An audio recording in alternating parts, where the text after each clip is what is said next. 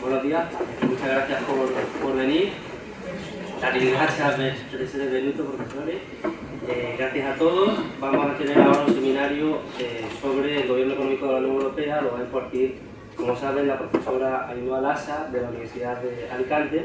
La profesora Lassa es especialista en la Constitución Económica de la Unión Europea y en la aceptación de esta Constitución Económica, de ese conjunto de reglas económicas, en el Estado social y en los derechos sociales. Pues su ponencia se va a centrar específicamente en cómo los mecanismos de gobierno económico o de desgobierno económico de la Unión afectan a nuestros estados sociales. Bueno, ellos son alumnos, mayoritariamente son alumnos del doble grado de Derecho y Ciencia Política y están ahora dando Derecho Constitucional 2, que es la parte de los derechos fundamentales. Dentro de esa parte de los derechos fundamentales, en la parte dogmática de la Constitución, tenemos cuestiones también logísticas y de planteamiento general de la asignatura, muy poco espacio dedicado a los derechos sociales y a la Constitución económica. Porque hay que tener presente una cosa: cuando en derecho constitucional explicamos siempre que la Constitución se divide entre la parte orgánica y la parte dogmática de la Constitución, se nos olvida una parte muy relevante, que es la Constitución económica, que no somos capaces a veces de encuadrar ninguna de esas dos grandes divisiones, ¿sí? Y la Constitución económica, es decir, el conjunto de previsiones constitucionales que regulan la economía, aunque intentan regular el fenómeno económico, es esencial para entender la parte dogmática de la Constitución, porque es el sustento material de los derechos. Está muy bien que las constituciones reconozcan derechos fundamentales y que reconozcan derechos sociales y derechos de prestación, pero sin un sustento material, sin unos mecanismos materiales que sean capaces de garantizarlos, esas constituciones se vayan en agua de borrajas, ¿sí? Ya digo, en general, en la asignatura de Derecho Constitucional apenas aplicamos la Constitución Económica. A mí ahora simplemente, como introducción, me gustaría comentar que la Constitución Económica Española, o la Constitución Económica de nuestro texto fundamental del 78, es paradigmática o es un ejemplo más de la Constitución del Estado Social. En ese sentido, la Constitución Económica Española incorpora una serie de mecanismos, incorpora una serie de preceptos que en su apertura posibilitan el pluralismo. ¿A qué me refiero? Las constituciones económicas del Estado Social no son deterministas en lo económico, no imponen una determinada acción económica, sino que posibilitan un amplio margen de acción para que los poderes públicos, de acuerdo con el pluralismo y de acuerdo con las mayorías sociales alternantes en el poder, puedan ir concretando el programa de máximos que posibilita, pero que no obliga, la Constitución económica. Nuestra Constitución, por ejemplo, la del 78, permite la reserva para el sector público de sectores estratégicos de la economía, permite la planificación indicativa de la economía, permite la intervención de empresas, ¿sí? Y además declara que toda la riqueza del país está subordinada al interés general. Sin embargo, eso no es una obligación. El Estado no tiene la obligación de reservar para el sector público, de nacionalizar determinados ámbitos de la economía. Es una posibilidad. ¿Cuándo se concreta esa posibilidad? ¿Cuándo se materializa?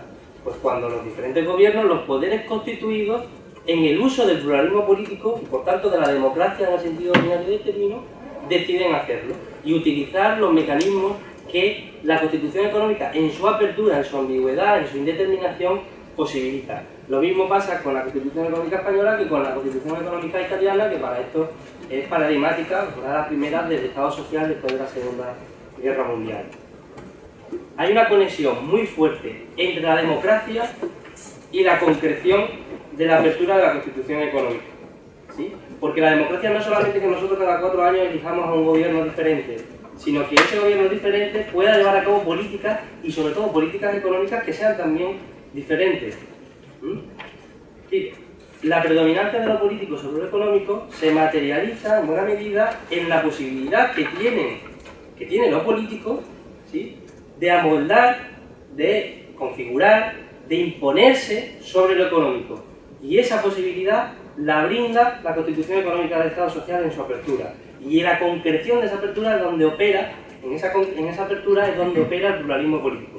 Por eso, y muy relevante, lo voy a decir, por eso el cierre de la Constitución Económica, que una Constitución Económica que sea pluralista se convierta en monista, una Constitución Económica que tenga diversas posibilidades de desarrollo, solamente tenga una posibilidad, el cierre de la apertura de la Constitución Económica es en gran medida también el cierre de nuestra democracia, porque se está impidiendo que determinadas opciones políticas puedan llevar a cabo sus programas electorales democráticamente elegidos y democráticamente aceptados por la mayoría social, en el ámbito de lo económico, porque el ámbito de lo económico al fin y al cabo es el ámbito verdaderamente importante porque es el que determina de verdad el conjunto de las relaciones sociales.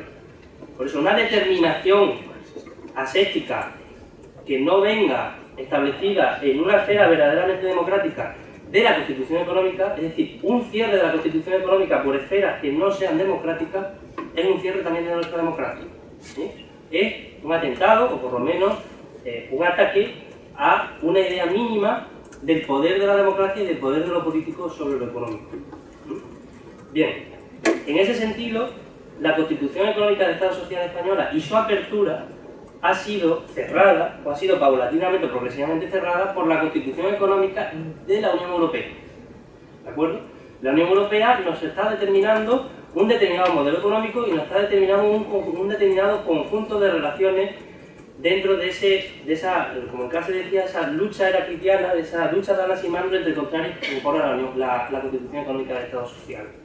Si hay dos bloques en tensión permanentemente, el mínimo de capitalismo y el máximo de democracia económica o el máximo de justicia social, en dos bloques que luchan heraclitianamente con la lucha de contrarios de la antigua Grecia y que en esa lucha viene determinada por lo democrático, si esa contradicción permanente, si esa tensión permanente que se da en nuestra democracia constitucional se ve superada por la determinación jurídica de un determinado bloque que vence sobre el otro, es porque se está produciendo y se ha producido una mutación muy relevante en nuestra Constitución Económica, por tanto una mutación muy relevante en la concepción mínima de nuestra democracia constitucional tal y como la hemos entendido en los últimos 40 años.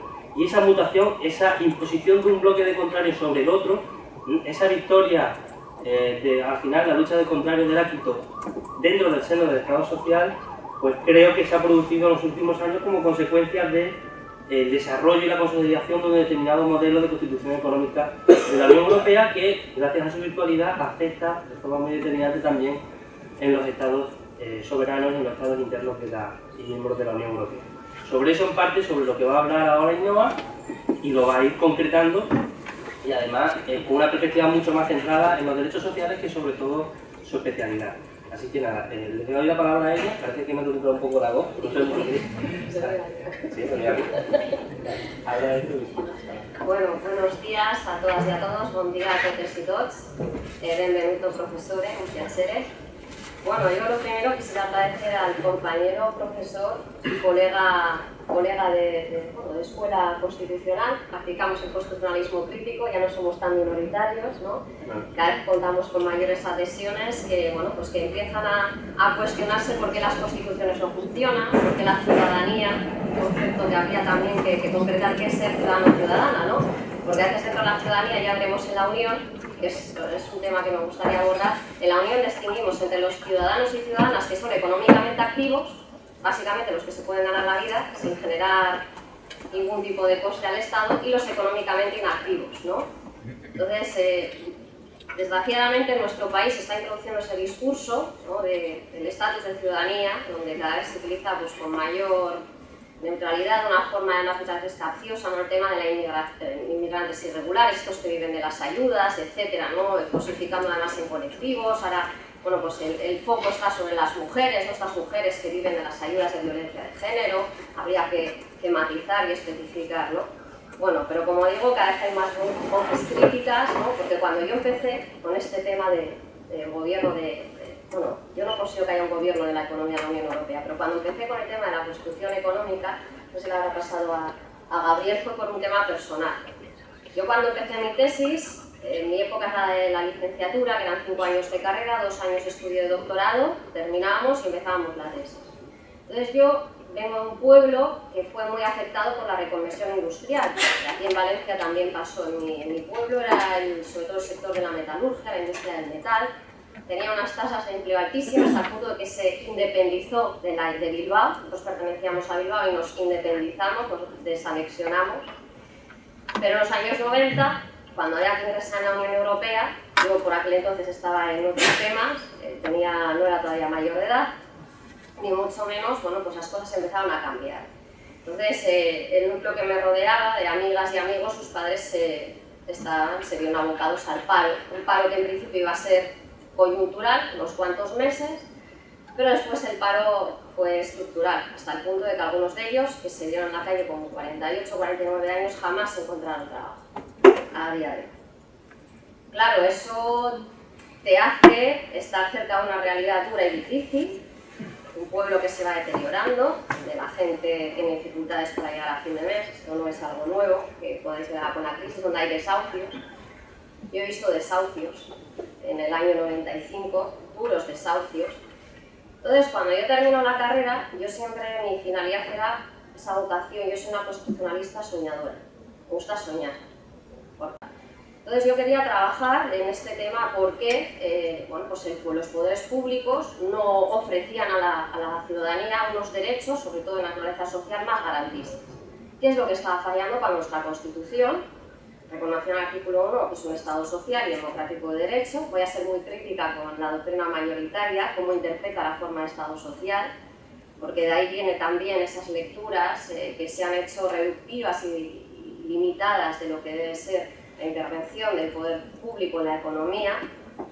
Empecé a cuestionarme por qué había unos derechos que valían más que otros, porque tenían mayores garantías, por qué siempre que había que ajustar los presupuestos siempre se reducía en gasto social, se habla de gasto público, el gasto público es general, el gasto público también incluye pues, un gasto en seguridad ciudadana, pero siempre se recortaba en gasto social, en políticas pasivas de empleo. Hoy en día tenemos las políticas activas, que son las políticas de formación, donde ayudan a las personas que están en situación de desempleo a adquirir la capacitación, las capacidades, un término que pertenece a la doctrina económica, las capabilities, y que fue creado por un socialdemócrata, bueno, por un politólogo, por Anthony Giddens, y después defendido a ultranza por Tony Blair, si no, me imagino que sonaba por la foto de las Azores. Es uno de los momentos cumbres en la historia este premier británico. Bueno, pues empecé a interrogarme y claro, cuando mi idea inicial era pues centrarme un poco en cómo había evolucionado el trabajo en la Constitución española. Pero cuando empecé a leer las reformas laborales desde el 84 hasta el 2006, que fue con la que cerré mi tesis, me da cuenta que en los preámbulos, que es algo que a veces no nos fijamos en ello, yo la primera, ¿no? Pues leemos una ley y nos vamos pues, a los artículos. Pues a veces hay preámbulos que tienen una fuerza más allá de explicativa. Los preámbulos pueden ser explicativos, es decir, un poco entran más o menos de qué va, pues, qué compone el conjunto de la norma, de algún detalle concreto, algún objetivo, y luego están los declarativos, los que declaran las intenciones. Y en todas ellas, en todos estos preámbulos, pero en todas estas reformas laborales, encontrar la referencia a la Unión Europea. Y yo dije, pues si el referente es la Unión Europea, ¿qué era lo que no me cuadra? Porque yo estudiaba entonces, creo que era en cuarto, porque no di Derecho de la Unión Europea, porque en mi época todavía se considera la Unión Europea como un fenómeno internacional, no como un órgano supranacional, cuasi constitucional, digamos, como hoy en día cada vez se está admitiendo. Entonces yo decía, no puede ser, porque yo he estudiado la distribución de competencias en la Unión Europea, y la competencia en política de empleo la tienen los Estados miembros. Luego, si el Estado miembro tiene competencias para regular el propio mercado de trabajo, ¿por qué la Unión Europea es el referente? Y claro, pues tocó hincar codos y leer. Y ahí tuve un problema muy grande. Porque claro, yo empecé la tesis, como os comento, terminé la carrera en 2002, en 2004. Pero estuvo un problema. En esa época empezó a gestarse el que no llegó a aprobarse por la negativa de Holanda y Francia, el que se llama NONATO, no nacido Tratado Constitucional, tratado porque establece una Constitución para Europa. Y previamente, el Gobierno de España, por primera vez, bueno, pues insta al Tribunal Constitucional a que se pronuncie sobre la compatibilidad de ese tratado con la Constitución española. Claro, yo me emocioné muchísimo, porque dije, bueno, aquí va a estar la clave, ¿no? Vamos a ver qué relación se establece entre estos dos ordenamientos y a partir de ahí yo puedo iniciar mi investigación para sentar mi metodología, es decir, cuál va a ser mi método, cómo voy a reflejar ese orden de ideas a las que quiero dar forma. Pero es que el Tribunal Constitucional me falló, como lo ha hecho en los últimos tiempos, y dijo que había una compatibilidad total entre los dos ordenamientos. No había ningún tipo de conflicto porque, bueno, pues recogían, digamos, no es que recogían los mismos valores, sino que ese tratado era compatible con los valores superiores del ordenamiento jurídico español, con los derechos, con los mecanismos democráticos, con nuestro rule of law, con nuestro Estado de Derecho. Y yo, que siempre he sido un poco poco negacionista, dije, esto no puede ser. Porque yo he leído sentencias donde hay conflicto. Yo he trabajado con jurisprudencia donde el juez interno le dice al juez europeo que hay una ley española que se opone a ese derecho de la Unión. Y cada vez hay más conflictos de ese tipo. Y empecé a investigar y me fui a Italia. Me fui a Italia, ¿por qué? Bueno, pues porque yo os voy a contar un poco, porque el derecho es un producto humano. En el derecho la neutralidad no existe la asepsia. ¿No? Intentamos ser objetivos, pero cuando iniciamos una investigación o cuando queremos abordar una temática, lógicamente tenemos un punto de vista subjetivo. Somos animales políticos. ¿Por qué? Porque tenemos pasiones, porque tenemos instintos, ¿no? Pues a veces en la política, bueno, pues vemos que las cosas se gestan de otra manera a como se gestan, por ejemplo, pues en la Comisión Europea. Es un órgano mucho más burocratizado, pero bueno, ellos se encargan, digamos, pues de la parte menos amable del proceso legislativo a escala supranacional. Entonces, en Italia, para mí es mi referente, en Italia hubo, bueno, sabéis que la Constitución italiana nada tuvo que ver con la española, como otras constituciones, es una constitución que rompe frontalmente con el Estado liberal, pero se produjo, a mi juicio, pues bueno, pues una unidad de ideologías maravillosa entre la democracia cristiana que encabezaba Constantino Mortati y el comunismo de Palmiro Togliatti. Y se produjo una comunión y un hermanamiento muy singular en el plano político, se configuraron como fuerza política dominante y esa ideología la integraron en el propio texto constitucional. Y ellos decían que el Estado social no puede ser una simple evolución del Estado liberal con añadidos o con mejoras. En los últimos tiempos leo en los periódicos, leo incluso entre algún sector doctrinal, que se equipara, se habla de Estado social y Estado de bienestar. El Estado de bienestar no es el Estado social, nunca me cansaré de repetirlo, pero me acuerdo mucho de esa frase de Sabina de Noche de Bodas, que las mentiras no parezcan verdades y que las verdades no sean complejas. Es decir, el Estado de bienestar es una construcción de Bismarck, un señor que era militar, que viendo que las fuerzas obreras podían poner en peligro su poder hegemónico, decidió darles una prebenda que eran los seguros de trabajo. Es decir, aquellas personas que trabajaban iban a tener una serie de garantías en caso de enfermedad, en caso de accidente. Ese es el Estado de bienestar, así nació el welfare state. Nació con esa, no nació reconociendo un conflicto, reconociendo una desigualdad en una sociedad, sino con un mecanismo para contener el conflicto, con un claro componente político, que era pues, ese modelo liberal siguiera en el poder, siguiera vigente, ¿no? Como modelo teórico y como modelo jurídico-político, porque ni siquiera las constituciones del Estado liberal son neutras. No hay ninguna constitución neutra, por mucho que se pretenda, porque, repito, es un producto humano. Entonces, en la Constitución, en este proceso constituyente italiano, contado muy deprisa, estas fuerzas políticas, que después se hicieron una simbiosis y se sintetizaron en una fuerza política dominante, venían a decir que el Estado social era una ruptura directa y abierta con el modelo que lo precedía. Y cuando hablamos de ruptura clara y abierta, no podemos repetir esquemas que estaban presentes en el Estado de Derecho. Es decir, cuando se habla del imperio de la ley, sí, el imperio de la ley existe, pero es un imperio de la ley sujeto a la Constitución. Fue el Estado social el que introdujo el principio de Constitución como norma suprema y no al revés. Es decir, la Constitución como norma suprema no existía en el Estado liberal, era una ley política más. Es decir, aquellos que se tacha de muchas veces de antisistemas y contrarios al propio orden vigente son precisamente los mayores valedores del término constitucionalismo, constitución. ¿Por qué? Porque para aquella fuerza ideológica dominante, la Constitución era un documento que recogía la necesidad de, valga la redundancia, de corregir la desigualdad estructural que había estado vigente desde la historia del movimiento constitucional, que era necesario darle una respuesta que admitía lógicamente mayor o menor flexibilidad, como bien ha explicado el compañero Gabriel, que por cierto él es un experto en la temática, él sí que es un experto en la temática de la Constitución Económica Europea, y lo digo no solo por sus publicaciones, sino además por la pasión y por esa facilidad que tiene para unir conceptos, teorías en el marco de la Constitución Económica, que no es fácil, ¿no? Como decía, ellos vieron que Benito Mussolini, por ejemplo, había llegado al poder porque había una crisis de subconsumo en Italia. Había un ejército industrial de reserva muy importante, es decir, había tasas de desempleo. Y es un hombre que ese interés, en principio general de la sociedad que da respuesta a una desigualdad estructural, lo utilizó como un mecanismo para afianzarse, para granjearse la simpatía del interés de la ciudadanía. Ellos eran muy conscientes de que ese conflicto existía. A mí cuando dice, bueno, hoy en día hay desahucios, yo leer a Dickens, de verdad, estudiar la revolución industrial más que nos cuentan en los institutos, sino cómo había niños de 4 y 5 años que trabajaban en fábricas. Estudiar la Comuna de París, cómo las mujeres ya entonces protestaban para que sus hijos pudieran acceder a guarderías y no estuvieran en las fábricas y tuvieran una oportunidad de cambio y de mejora. Revuelta que fue sofocada por los ideólogos de la Revolución Francesa, que triunfaron. Suele pasar, ¿no? Es el constitucionalismo olvidado que yo hablo, ¿no? En fin, bueno, retomando, entonces, lo que estos framers, patres constituyentes, vieron era la necesidad de que la Constitución diera respuesta a estas necesidades sociales. ¿Cómo lo hicieron? Estableciendo vínculos fuertes al legislador.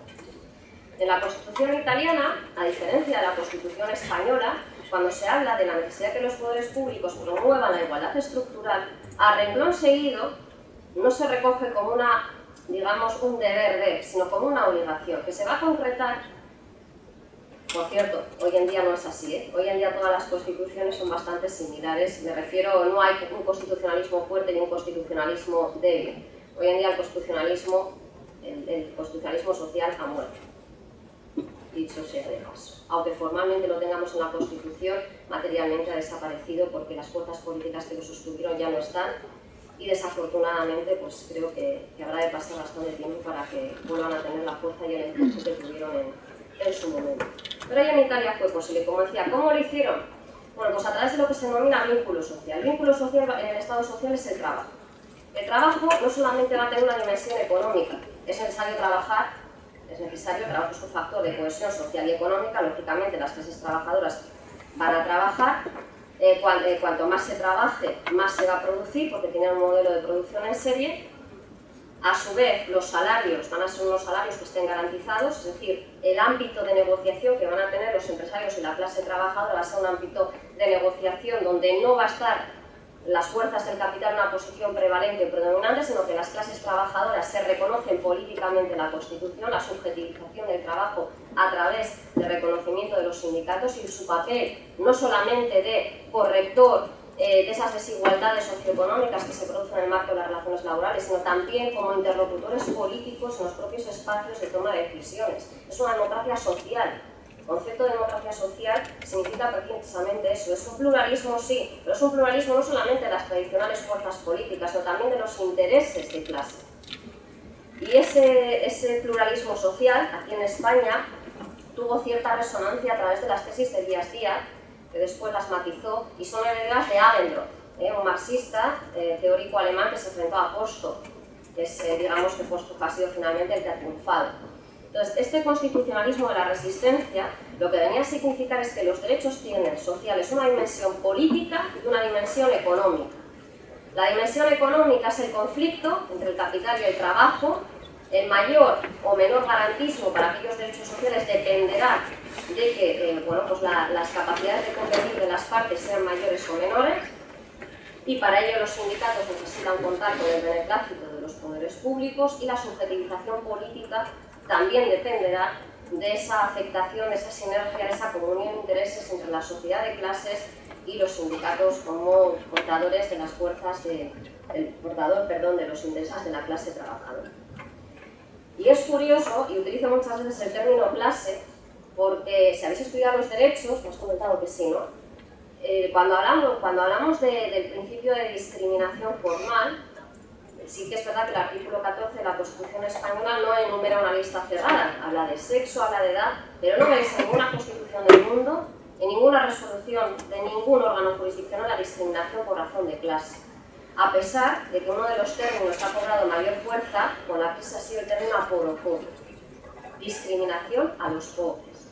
Pues cuando hablamos de aporofobia, que por cierto es una gran filósofa, cuando hablamos de discriminación hacia los pobres estamos hablando de conflicto de clases, porque estamos cosificando a la persona en un ámbito concreto. Claro, este es el esquema del que partía el constitucionalismo italiano en otros tiempos. Eran tiempos de valores, eran tiempos de mantener la palabra, de la solidaridad, de la empatía, del reconocimiento de la verdad, aunque la verdad sea dolorosa. Después Italia, la vida política fue convulsa y seguro que el profesor pues, podría dar una charla larga y distendida, ¿no? ¿Qué ocurrió, por ejemplo, en España? En España fue distinto. Nuestra Constitución se gestó durante la crisis del Estado social, un constitucionalismo social tardío. España tiene una mirada puesta en la Unión Europea. En esa época llega al poder Ronald Reagan y Margaret Thatcher, más conocida como Iron Maiden o la Dama de Hierro. De ahí surge ese grupo de música heavy, ¿no? Una mujer a la ley de la desregulación políticamente impuesta de todas aquellas estructuras sociales que trataban de paliar estas disfuncionalidades. Estoy utilizando terminología económica para que no me tachen de sectaria, esas disfuncionalidades sociales que generan el intercambio de flujos comerciales y el sistema de mercado en las economías. En ese momento, nuestros constituyentes eran conscientes de la necesidad de que España necesitaba capital. España era un país con un tejido industrial prácticamente inexistente y para ello era necesario contar con una Constitución que diera seguridad jurídica en términos de Estado de Derecho, de imperio de la ley, de garantías en caso de incumplimiento de la ley, pero también era necesario que nuestro modelo productivo fuera un modelo atractivo.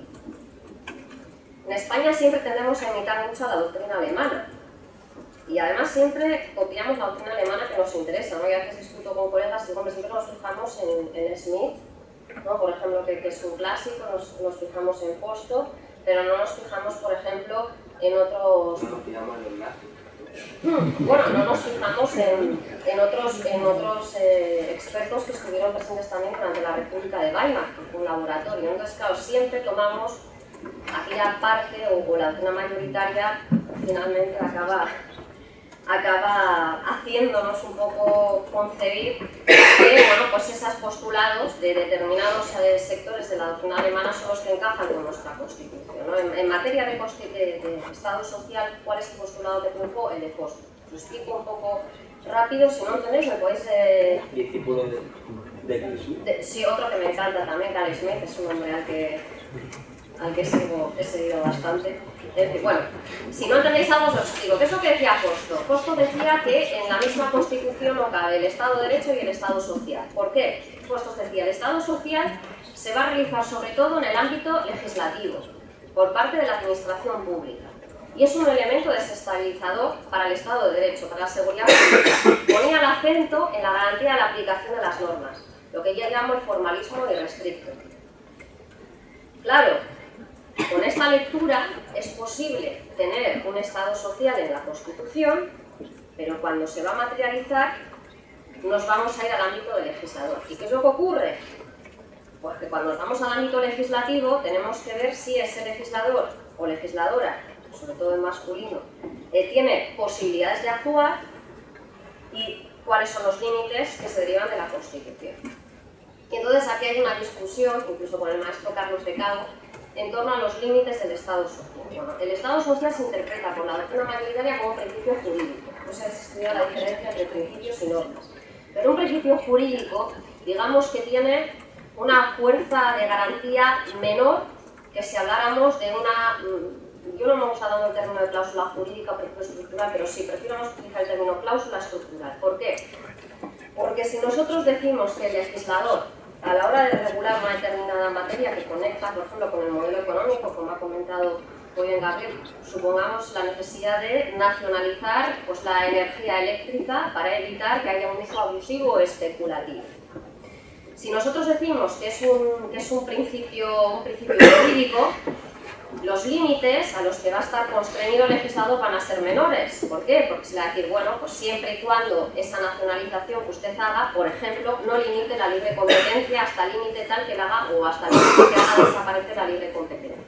Es lo que ocurre y es lo que sucede actualmente. Como cualquier nacionalización de cualquier sector público puede suponer un obstáculo para la libre competencia, que es uno de los mantras de la Unión Europea, bueno, pues en ese caso el margen de actuación, de disponibilidad del legislador va a ser menor. En cambio, si decimos que el Estado social es una cláusula jurídica vinculante que determina el alcance, naturaleza, objetivos y garantías del Estado de Derecho y del Estado democrático, nos encontramos con que los límites que va a tener el legislador van a ser mucho menores. Es decir, la libre competencia no se va a poder poner en igualdad de armas que el interés general en nombre del vínculo social o Estado social. ¿Cuál es el problema? Bueno, pues que tenemos, lo ha explicado muy bien, de la voluntad política, de la fuerza política dominante. Pero dentro de ese espacio Si hacemos una lectura fuerte de lo que se denominó por parte de la doctrina italiana el constitucionalismo social de la resistencia, no un derecho social débil, circunscrito a la procura asistencial que os explicaré, en ese caso, los límites que se pueden imponer a aquellos principios que derivan de la unidad de mercado y sus correlatos son mayores. ¿Qué es lo que ocurre también en España? Que en España lo social, de nuevo, gracias a Justo, lo hemos reconocido a la procura asistencial. ¿Qué significa? Bueno, pues que lo social se va a reconocer aquellas garantías, tanto materiales, digamos, como de otro tipo, de tipo objetivo, infraestructuras, servicios sociales, como de tipo subjetivo, reconocimiento como derechos de algunos de los principios rectores y desarrollo legislativo, algunos de los derechos fundamentales de la sección segunda del título 1, capítulo 2 de la Constitución Española, se va a limitar a aquellas condiciones mínimas necesarias para vivir. El Estado social o los derechos sociales no son derechos de subsistencia, son derechos de resistencia, no me cansaré de decirlo. Las fuerzas del trabajo, cuando lucharon en las calles para conseguir conquistas sociales, no luchaban por subsistir, luchaban por resistir al poder hegemónico de las fuerzas del capital y por existir en los textos constitucionales. Ese era el mensaje y ese era el enfoque, por mucho que ahora se intente dar una lectura opuesta. Aprovecho que es el centenario de Rosa Luxemburgo para recordar una famosa discusión que tuvo con Bernstein. ¿Reforma o ruptura? No se puede reformar una estructura vigente para tratar de dar respuesta a los problemas de la desigualdad estructural, porque ese sistema de acumulación del capital tenderá a perpetuarse y a adoptar distintas formas. Hay que romper con el sistema de acumulación del capital. Y ahora ya, después de esta pequeña entradita, nos vamos a Europa. Son elecciones a finales de mayo. Está la cosa difícil. Las encuestas auguran que hay una serie de formaciones políticas que no llamaré populistas. Me niego a llamar populistas. Ahora os explicaré por qué. Porque no son tan distintas en algunas de sus demandas y reivindicaciones de aquellas formaciones políticas que se tildan de europeístas, y bendito Parlamento Europeo, donde es posible acceder a todas las discusiones y debates parlamentarios que se producen, porque ahí están escritas literalmente las palabras de nuestros europarlamentarios y de nuestras europarlamentarias. Y no hay tantas diferencias en lo sustancial, me refiero entre aquellas fuerzas tradicionales de la Eurocámara que ahora se rasgan las vestiduras y dicen que el proyecto europeo corre peligro porque hay una serie de fuerzas que amenazan con desintegrar el proyecto europeo. No es cierto, las cosas no van a ser tan terribles, ya os voy a explicar por qué, pero sí que no es menos cierto que el avance de Europa hacia un nuevo proyecto jurídico-político va a ser más difícil si algunas de estas formaciones políticas consiguen escaños suficientes para ejercer el derecho de veto. Hasta el momento estas formaciones de corte nacional popular realmente han hecho un papel más bien de show en la Eurocámara. No ha habido un convenio entre ellos, un consenso para tratar de parar o paralizar o ralentizar ese procedimiento legislativo que se llama entre el Parlamento y el Consejo de la Unión Europea. Pero ahora podría darse la circunstancia y eso sí que puede ser un peligro, más que para la democracia, sobre todo para que la ciudadanía crea que un proyecto europeo mejor es posible. Ojalá que el proyecto europeo, que dentro de 4 o 5 años nos podemos reunir, os pueda hablar de un proyecto europeo con un gobierno de la economía, os pueda hablar de una ciudadanía que no está dividida entre ciudadanía económicamente activa o inactiva.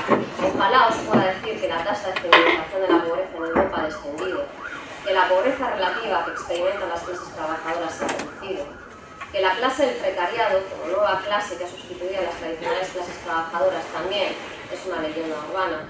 Pero mucho me temo, y eso es la verdad, que si estas formaciones llegan, pues el panorama no será todo lo bueno que pudiera ser, o al menos será una situación difícil. Y os explico, pues os voy a poner 2 ejemplos muy concretos, pero creo que los hechos hablan por las palabras, ¿no? Bueno, ahora mismo se dice que hay tres grupos en la Unión Europea, ¿no? 3 grupos que están enfrentados, unos que se centran sobre todo en el euro, en defender el eurosistema, la Unión Económica y Monetaria, otro grupo encabezado por Jean-Marie Le Pen, la Liga Norte, etcétera, que quieren acabar con el proyecto europeo, y otro grupo que son los europeístas verdaderos. Una cosa que me molesta muchísimo me pasa con el constitucionalismo es que hay constitucionalistas buenos y constitucionalistas malos. Hay europeístas buenos y europeístas malos. Hay españoles y españolas buenas y españoles y españolas malos. Hombre, y yo digo, hombre, Pues qué facilidad, qué simplificación hacéis de la sociedad, porque la sociedad es compleja, afortunadamente plural y diversa. Y yo creo que tiene cabida todo tipo de ideologías, aunque algunas las prefiera a otras, pero deben de tener cabida todo tipo sin necesidad de etiquetar, ¿no? Tenemos mucho a cosificar a la gente. Yo creo que eso es herencia del sistema heteropatriarcal, no sé si habéis visto eso en clase, ¿no? Pero nos gusta mucho etiquetar, ¿no? Este es el miope, esta es la persona que va en silla de ruedas, bueno. Muy rápido. Estos partidos tienen en común que aunque sus programas europeos algunos se están poniendo en práctica, no llevan en su agenda política el tema de la constitución económica, implícitamente ese nudo gordiano es el caballo de Troya que se está produciendo en el seno de la ONU. ¿Por qué? Bueno, porque estas formaciones han empezado a coger poder, estas formaciones que vienen a acabar con Europa, que no es cierto, hace una lectura diferente de Europa, pero exactamente acabar con Europa no, porque saben que Europa es necesaria, en lo económico, a pesar de que dicen proteger a las clases trabajadoras. Estos grupos, la crisis en Europa, como sabéis, estalla en el 2007, en el 2007 ya empieza a llegar a Europa un poco la crisis de Estados Unidos, es una crisis sistémica a nivel global, no es una crisis financiera, no es una crisis económica, es una crisis política, económica, cultural, de valores, es una crisis a todos los niveles, por eso digo sistémica. En Europa comprende el periodo que va de 2007 a 2013. Durante ese periodo solamente se hablaba del eurosistema, había que defender el euro a toda costa y se adoptaron una serie de medidas que las traeré muy rápido. Pero había dos economistas neokeynesianos, que son Paul de Grau y Stéphane Collignon, que decían: señores de la Comisión, señores del Consejo, cuando ustedes, por cierto, sobre todo el Consejo, un órgano intergubernamental, los Estados, es decir, Europa, los jefes son los Estados. Hay un órgano tecnocratizado, hay organismos opacos, como el semestre europeo, el Eurogrupo, donde no hay ningún tipo de control jurídico, ni mucho menos político, pero los jefes son los Estados. Es decir, lo que está adoptando en Europa no es que lo adopta una entelequia que se llama Europa, lo adoptan nuestros jefes de Estado de gobierno y sus ministros, que van con mandato imperativo, no con mandato representativo. Ojalá fuera un mandato representativo y siempre estuviera presente el interés general y no se votara en clave nacionalista, sino en clave transnacional. Entonces, como decía, en ese periodo estos dos economistas dijeron: cuidado, porque los y las perdedoras de la globalización no se van a conformar con ser espectadores pasivos ante el recorte sistémico y profundo de sus derechos sociales y de los derechos asistenciales. Van a tomar partido.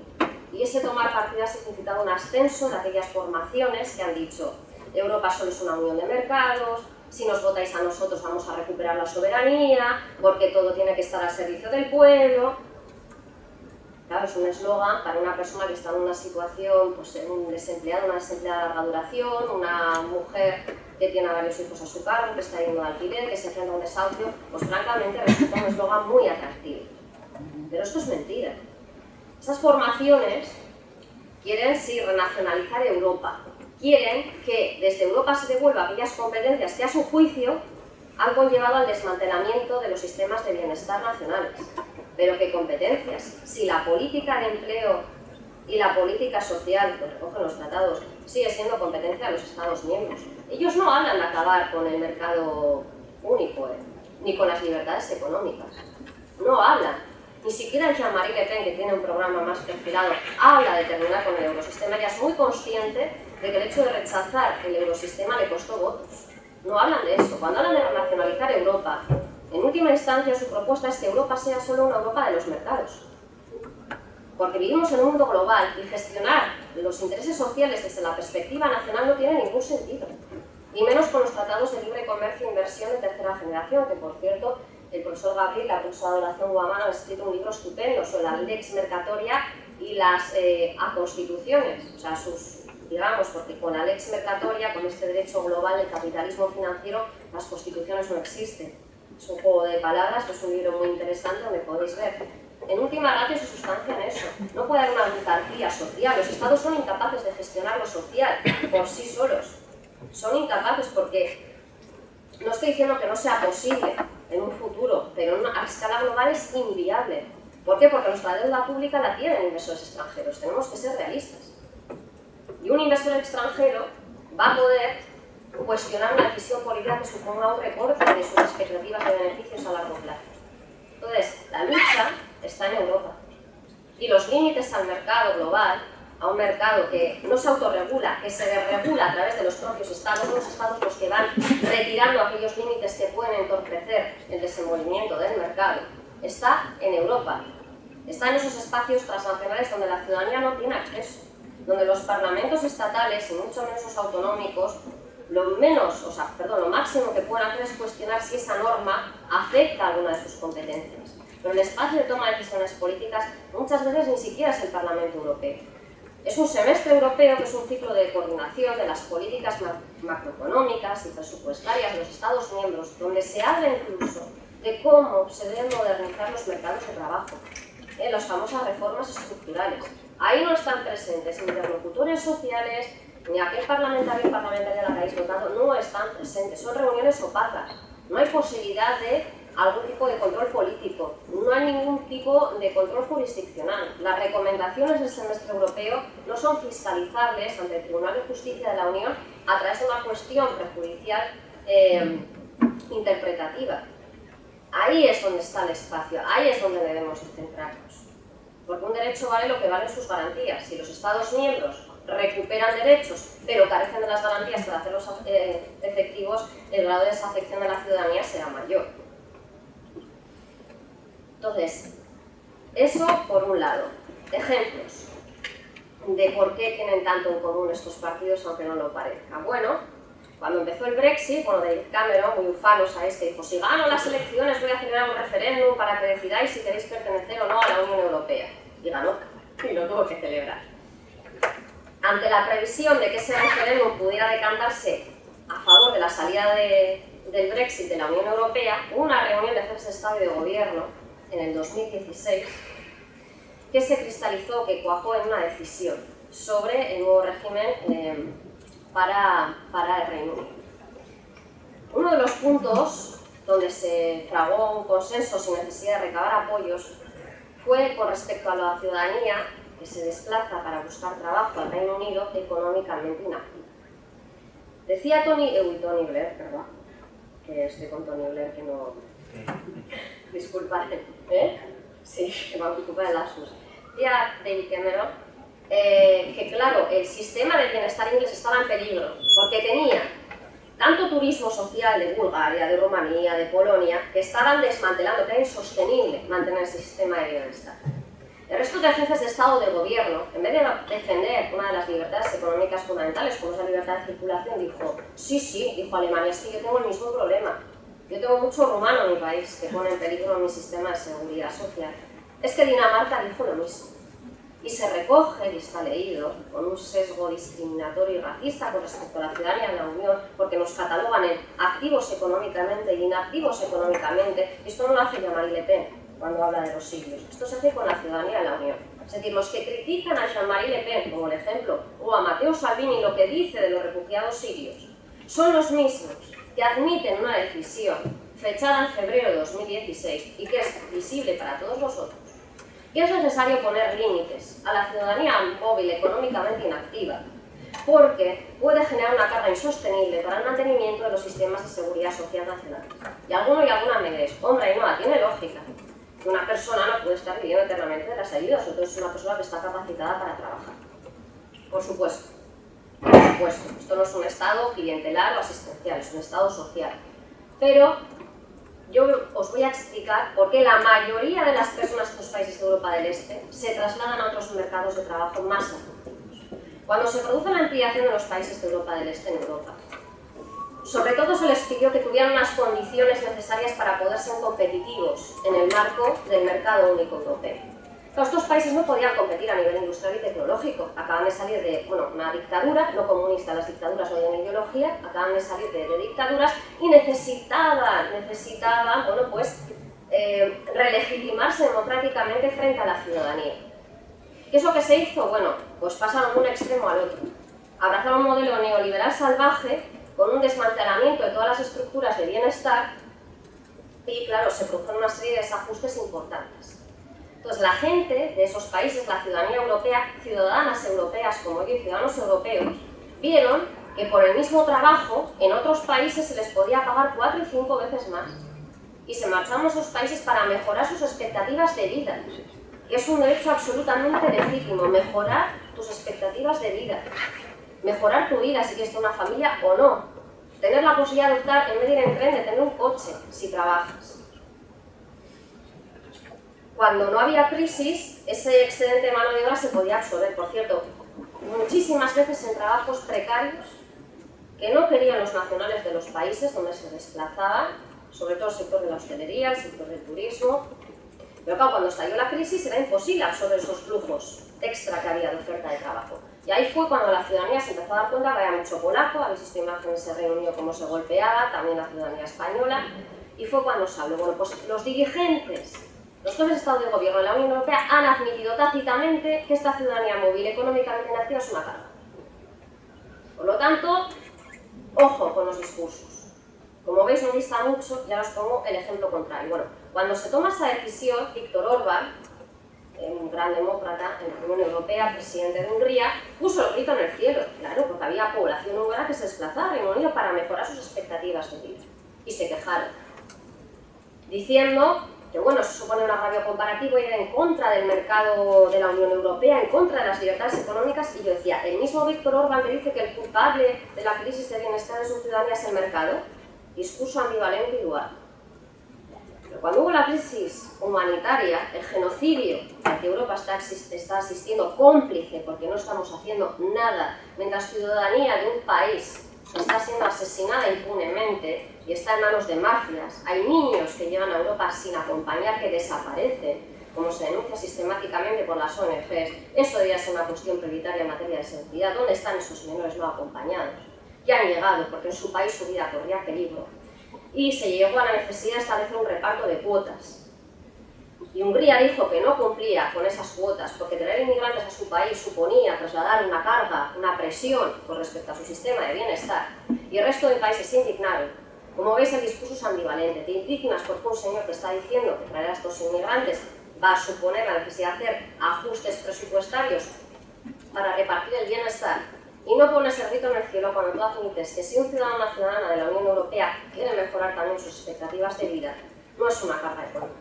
Entonces, a veces los extremos, las lecturas reductivas, la falta de empatía con los intereses generales de la ciudadanía global y europea, es lo que conduce a estos discursos que se acercan en los extremos y se diferencian a veces en cuestiones muy sutiles. Y pondré ya el último ejemplo. ¿Cuáles son los últimos pasos que se están dando con respecto al gobierno, a la gobernanza económica europea? Bueno, pues en ese momento de crisis, que fue un momento donde mucha doctrina, sobre todo doctrina alemana, Dieter Riem a la cabeza, constitucionalistas, dijeron que era el momento de reforzar lo social, porque la Unión Económica y Monetaria, la Unión tiene sobre todo competencias en el ámbito monetario, esa disciplina, esa ortodoxia monetaria de evitar que se devalúe la moneda como se hacía antaño, esa fue la máxima conquista, y al mismo tiempo una serie de mecanismos para evitar que no se gaste mucho y que yo pueda poner en peligro la viabilidad, las famosas turbulencias.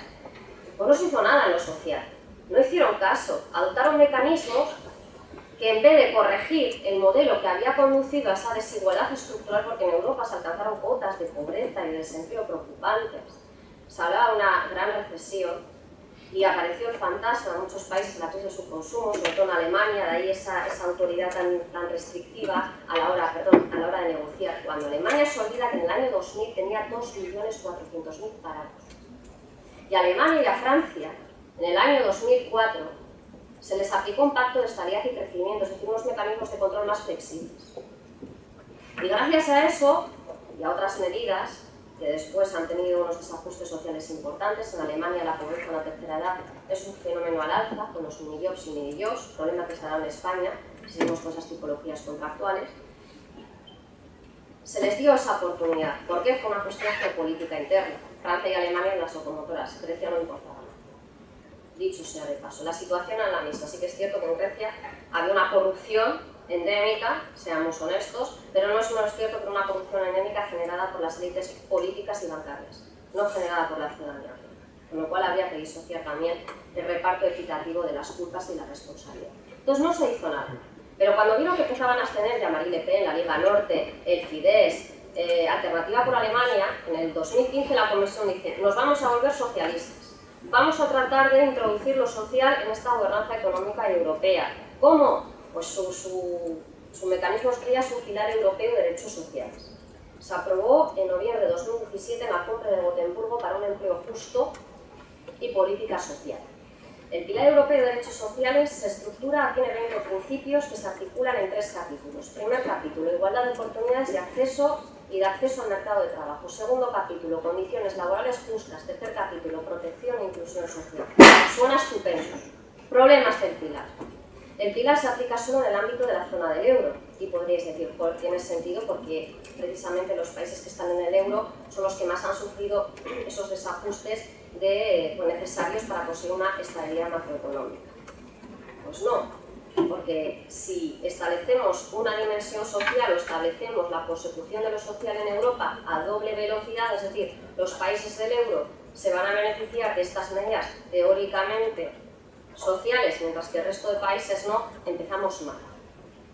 Y nos acogemos a esa posibilidad, que era una de las que se baraja en el documento de reflexión sobre la inversión social en Europa de abril de 2017, aquellos que quieren hacer más, hacen más. En vez de acogernos a la tercera posibilidad, que es hagamos entre todos poco, pero mejor. Más o menos. Eso que viene a decir. Vale, eso por un lado. Segunda cuestión, el Pilar no incorpora norma social que vaya a corregir estas desigualdades estructurales. Viene a recopilar lo que hay en materia social en Europa hasta el momento. En tercer lugar, el Pilar Europeo de Derechos Sociales necesita que los Estados, los Estados Unidos que forman parte del euro, adopten medidas legislativas para implementar los principios. Cuarto punto, en el Pilar Europeo de Derechos Sociales se habla de personas. Eso supone atomizar a las personas trabajadoras o en búsqueda o demanda de empleo. Los derechos sociales, vuelvo a repetir, están adscritos a un conflicto de clase. Hay un conflicto latente y patente entre el capital y el trabajo. Conflicto que ha ganado el capital, puesto que las tipologías contractuales que apuestan por la precariedad y por la fragmentación, por los contratos inestables, por los contratos de 1 y 2 días, son nuestra tónica habitual. Quinto problema, y así con esto rápidamente termino, este Pilar Europeo se ha incluido por primera vez, como decía, en el semestre europeo. De los 20 principios, solamente 12 de ellos se recogen en los 35 indicadores sociales del semestre europeo. Hay 2 que han sido omitidos preterintencionalmente por nuestros jefes de Estado y de Gobierno, que son la estabilidad en el empleo y la protección en el empleo. Son indicadores que no están. ¿Por qué son los indicadores que no están? Porque suspenderían todos los Estados miembros que pertenecen al eurosistema. En todos los Estados miembros se están produciendo unos problemas de fragmentación y segmentación en los mercados laborales que están trasladando la presión a la ayuda asistencial. Nunca antes los servicios sociales han tenido tantas demandas y peticiones de personas que están trabajando. Pero personas que están trabajando no desde hace 4 años, sino desde hace 15 y 20 años. Nunca antes la devaluación salarial fue tan alta, hasta el punto de que en Alemania la devaluación salarial en el sector servicios es la misma que la que se ha producido en Corea del Sur, un país que es uno de los adalides o aldatres del neoliberalismo. Con esto termino, lo lamento mucho si me he excedido de tiempo, pero bueno, lo que sí que quería decir es que las cosas en Europa no son blanco y negro, que a veces hacia los extremos se cruzan y convergen en un punto en común, que es olvidar el verdadero interés de la ciudadanía, que es la búsqueda constante de nuestro bienestar material y personal, porque no es un derecho más que necesario. Y eso sería todo. Muchas gracias.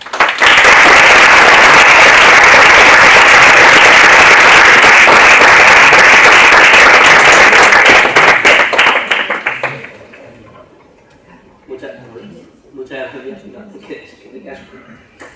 Y nada, haré un turno de palabra, pues si hacer cualquier pregunta, sugerencia, hablamos sobre eso. Bueno.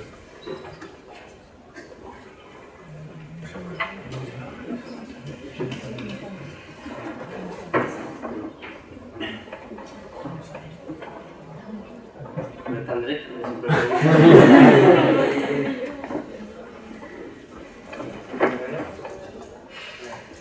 Muchas gracias, profesora Reina Lasa, por su intervención, es muy interesante y me gustaría comentar una cosa, si usted es presidente o como usted lo entiende como yo. Yo ahora estoy investigando también en el ámbito de la inmigración y la participación y mi planteamiento es que entronco todo su planteamiento y lo relaciono con una cosa que a lo mejor es muy práctica pero que a lo mejor sí que eran a determinadas claves. El hecho de que los gobiernos dan la espalda muchas veces a la población inmigrante tiene mucho que ver como cuando se da la espalda a la población pobre, y es que no tiene capacidad de votar. Entonces, el hecho de otorgarles derechos políticos tendría que cambiar la estrategia de prácticamente cualquier otro gobierno, porque de su supervivencia estaría el hecho de tratar bien a toda la población, que está un poco... el planteamiento es un poco práctico, ya digo, pero es que a veces puede que sea esa solución. Y claro, estudiando el planteamiento, entendemos que hay una reciprocidad entre la Unión Europea para las elecciones municipales y estudiando un poco más en profundidad vemos que hay un convenio internacional respecto al reconocimiento mutuo que España no puede firmar y que solo bueno, yo se tiene uno por Noruega, estamos de la costa de Alicante, además por cierto, que hay otros alcaldes y más, con el tratamiento del tercero de la Constitución, pero para más que lleva, y otros con Argentina que directamente no ha sido prohibido como acreditar, que hay que tomarlo, lo desconozco. Pero claro, ese convenio que implica una cuestión tan lógica como muchas cosas de las que usted ha dicho de una persona que está 5 años trabajando en un determinado ámbito, tiene una capacidad de decidir por lo menos en su municipio en el que vive.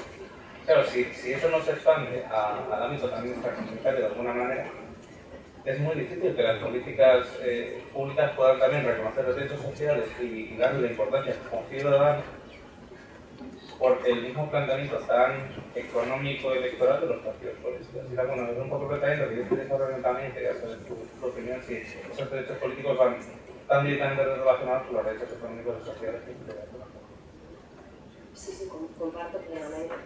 Una de las máximas había este es un tema que trabajaba mucho un jesuita parisino que falleció, que le llamaban el cura de los pobres, que elaboró una carta de reconocimiento de los derechos de los pobres y decía que como los pobres no votan, ¿no? Cuando él recorría el distrito de París, era necesario empoderarlos en el plano social para que fueran sujetos políticos, sujetos con capacidad de decisión y de cambio. Y inició un movimiento puede ser, yo creo que era polaco además, que me extrañó.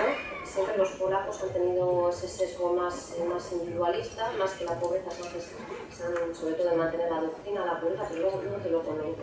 Y creó una carta de los pobres que es maravillosa, entonces se empoderó como sujetos políticos para hacer talleres de educación, no en trabajos manuales y reiterativos. Les dio la herramienta más importante que yo creo que es pensar por ti mismo, la capacidad de pensamiento crítico y autocrítico, y consiguió un movimiento muy importante en París y que se tuvieran en cuenta las limitaciones y las necesidades de las personas en situación de pobreza relativa, porque en Europa solamente se hace el concepto de pobreza relativa. Es cierto que no podemos compararlo con la pobreza que existe en otros países, en otro mundo, en Asia, en otros continentes, pero sí que podemos decir que en Europa hay situaciones de pobreza severa, aunque no se quiera admitir, sí que lo es. El problema que tenemos con esta lectura es que sí que hubo momentos en la historia en que formaciones políticas de signo conservador, por esa matriz caritativa o asistencial que se da inicialmente a los derechos sociales como derechos de subsistencia, sí que tuvieron en cuenta estas demandas o sí que tuvieron en cuenta las necesidades de las familias numerosas que podían estar en situación de pobreza, de personas con algún tipo de diversidad funcional, física o psíquica, pero le dieron un enfoque volitivo, de voluntad política, no un enfoque jurídico. Es decir, las personas pobres nunca han sido sujetos de derechos porque eso implicaría hablar de conflicto de clase y de discriminación por razón de clase. Y creo que la Unión Europea le va a costar mucho y a los Estados adoptar la terminología de conflicto de clase o de discriminación por motivo de clase. Y algo también, porque cuesta mucho también admitir la discriminación por razón de sexo, aunque está formalmente reconocida, pero en la práctica cuesta. O sea, no se reconoce que hay mujeres que son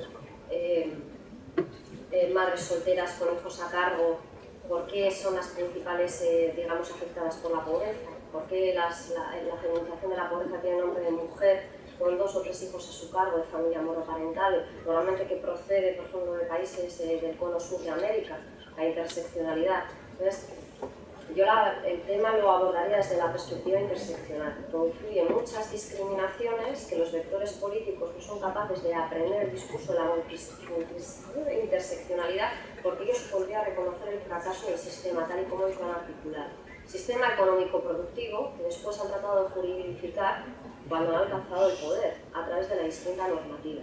Y no hay más que ver, por ejemplo, bueno, aquí me parece muy interesante la ley que se ha aprobado en les Corts de servicios sociales inclusivos, porque reconoce a las personas que están en una situación de atención social como sujetos, no los cosifica. Pero falta por conocer el desarrollo reglamentario. Se aprobó el día 30 de enero, si no recuerdo mal, en les Corts, y yo seguí los trabajos preparatorios y veremos el desarrollo reglamentario. El problema está cuando cosificamos a los destinatarios de los derechos, como los consumidores, los emprendedores. Adaptamos una terminología económica que nos acaba incluyendo dentro del modelo productivo y aceptamos con absoluta lógica que todos llevamos, todas un emprendedor dentro. Pero yo creo que todas y todos llevamos un ser humano dentro. No somos un producto en sí. Pero bueno, eso es. A la simetría que hay entre los derechos de voto y los derechos asociados a la ciudadanía y la movilidad cada vez mayor, es una realidad que desde el derecho constitucional tendríamos que intentar por lo menos analizarla críticamente cuanto antes. Hay algunos profesores, por ejemplo Miguel Prendo, creo que tú lo conoces.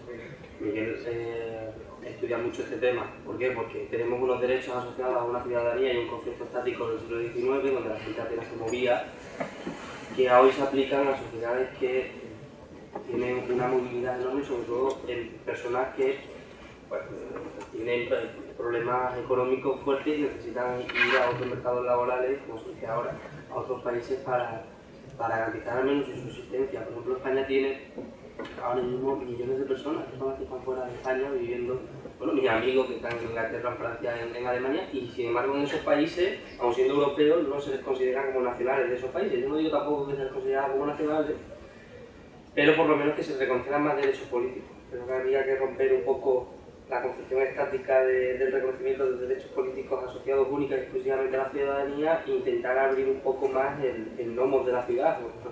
Nomos en griego no solamente significa ley, sino también muralla. Esa idea que tenemos es muy griega de la comunidad política. La comunidad política que crea las leyes son las leyes que solamente se pueden dar dentro de la comunidad política y para los que pertenecen íntegramente a la comunidad política.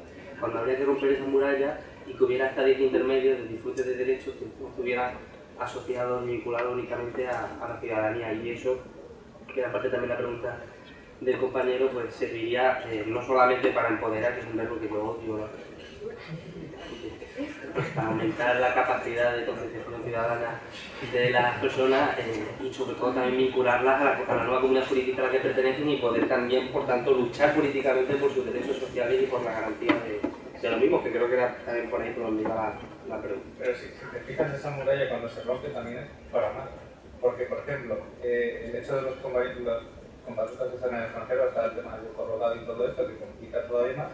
Y por lo que yo he leído, por ejemplo, los británicos, cuando se tienen aquí una determinada cantidad de años, ni tan siquiera pueden volver a votar en sus elecciones nacionales. O sea, el artículo 21 de la Declaración Universal de Derechos Humanos no es un problema que tienen los ingleses consigo mismos. Sí.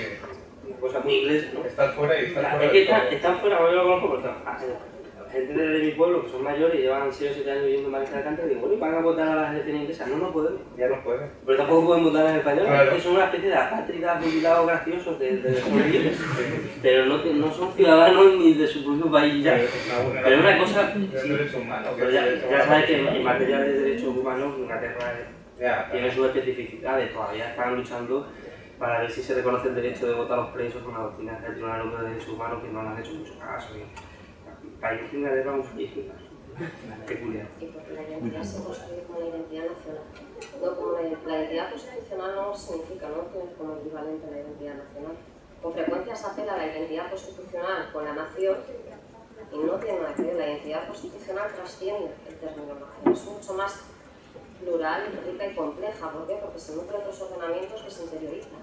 O sea, la identidad es diversa. Ahora mismo nuestra identidad constitucional no solamente son el corpus de derechos que reconoce la Constitución, sino también está compuesta por múltiples ordenamientos que también reconocen derechos. El problema es que un derecho vale lo que valen sus garantías. Y bueno, y últimamente, pues sí que es verdad que por mediación del Tribunal Europeo de Derechos Humanos ha hecho una lectura accesoria de los derechos sociales, pero ni siquiera ahí se les consigue dar un estatus de autonomía, de independencia con respecto al resto de derechos. Yo es que creo que realmente el Estado social todavía no se ha hecho. Todavía no estamos en el Estado social. Estamos en una etapa intermedia. Yo es que todavía considero que estamos en el Estado liberal. Es que hay gente que le parece provocador, evocador, Yo creo que realmente solamente se han conquistado los derechos civiles y políticos desde la perspectiva de intereses de clase. Y es eso lo que los restringe y los limita. De identidad nacional, que tanto daño ha hecho. Un concepto de nación, pero desde nuestra propia perspectiva de nación, en un extremo y en otro. Y el resto en un lío. Pregunta de una intervención. Animado. No lo mío es una duda, pero de un dato en concreto. La sensación o la expresión que ahora tiene una expresión política de partidos de extrema derecha como alternativa por Alemania, el Frente Nacional y demás, que viene sobre todo o en parte por la inmigración de otros países de la Unión Europea, ¿tiene una razón puramente identitaria o sí que de verdad, es decir, o existe un razonamiento lógico de que la presencia de inmigrantes dentro del propio país constituye una pérdida económica? Es decir, cuando haces un balance de pérdidas y ganancias entre lo que gasta el Estado social, los servicios sociales en la persona inmigrante y lo que esa persona contribuye económicamente, ¿la balanza es negativa o es positiva? La balanza es tan positiva a favor de la inmigración, tan positiva a favor de la inmigración, que te contaré un ejemplo. Alemania y Hungría son en estos momentos enemigos irreconciliables en la Unión Europea. Porque Hungría cuestiona el Estado democrático de la Unión, adopta unas reformas legislativas preocupantes en el ámbito de la educación universitaria y en el ámbito de la reforma del Poder Judicial, a través de la fijación de una edad de jubilación que fija si los jueces que llegan a esa edad quieren continuar del visto bueno, digamos, de jefe de Estado de Gobierno, en este caso es Viktor Orbán. Bueno, eso se está la comisión intervenida, hay un procedimiento, etc. Pero curiosamente, cuando el lobby alemán del sector automovilístico se trasladó a Hungría, deslocalizó su producción, y Hungría ha aprobado recientemente una ley que ha sacado por primera vez a la calle, a la gente a la calle en contra de esa ley que la llaman la ley laboral de la esclavitud. Alemania lo que ha hecho es una táctica muy importante. En vez de que haya población húngara en su país que pueda suponer esa carga económica añadida, que no es cierto, repito, pero es un discurso que se utiliza mucho. Ahora te comento otra cosita de Alemania. Ha deslocalizado parte de su producción, el lobby del sector automovilístico ha llevado la producción a Hungría. Es decir, la misma Alemania que critica a Viktor Orbán y que dice que está cuestionando el Estado de Derecho en la Unión, el Estado democrático, después se beneficia de ese desmantelamiento de las estructuras garantistas que deben ser inherentes a todo mercado de trabajo para hacer que su producción sea más rentable. Pero es que Alemania tiene un problema dentro de su propio país. Hay un Estado que es muy rico, Baviera, que pone el grito en el cielo con respecto a la ayuda que tiene que dar a Berlín. Es un poco lo que ocurre en España cuando las comunidades autónomas hay unas que dicen que reciben más que otras. El tema de Andalucía, por ejemplo, aquí es un clásico, dice, bueno, es que Andalucía lleva pidiendo las ayudas toda la vida. Ese lenguaje sectario y sesgado no solamente existe para que veas, entre ciudadanía nacional y ciudadanía de otros Estados miembros de la Unión o de terceros estados, sino incluso entre propios nacionales. Porque la identidad nacional se construye sobre la base de pertenencia a una nación, que si a mí me dicen que alguien me defina, yo le pido que me diga que es una nación y cuánta historia tiene esa nación, pues igual algo no tendría que replantearse. Bueno, cosa que resulta atractivo en tiempos de crisis, porque la gente necesita creer en algo. Necesita creer en algo. Entonces necesita encontrar un culpable. ¿A quién culpamos? Al más débil o a la más débil. A quien no tiene capacidad de respuesta o sabe que no va a contar con respuesta por parte de quien debería de dar.